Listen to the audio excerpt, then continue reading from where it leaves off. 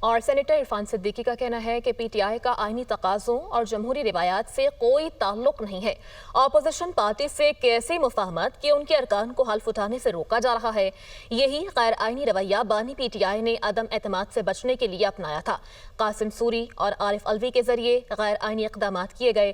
نہ عدم اعتماد روکا جا سکا، نہ اپوزیشن ارکان کے حلف کو روکا جا سکے گا۔ پی ٹی آئی صرف سڑکوں، چوراہوں اور پرتشدد احتجاج کے لیے ہی بنی ہے۔ یہ جماعت جمہوری ایوانوں کے مزاج سے مطابقت نہیں رکھتی۔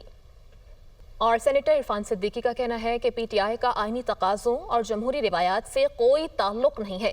اپوزیشن پارٹی سے کیسی مفاہمت کہ ان کے ارکان کو حلف اٹھانے سے روکا جا رہا ہے۔ یہی غیر آئینی رویہ بانی پی ٹی آئی نے عدم اعتماد سے بچنے کے لیے اپنایا تھا۔ قاسم سوری اور عارف الوی کے ذریعے غیر آئینی اقدامات کیے گئے۔ نہ عدم اعتماد روکا جا سکا، نہ اپوزیشن ارکان کے حلف کو روکا جا سکے گا۔ پی ٹی آئی صرف سڑکوں، چوراہوں اور پرتشدد احتجاج کے لیے ہی بنی ہے۔ یہ جماعت جمہوری ایوانوں کے مزاج سے مطابقت نہیں رکھتی۔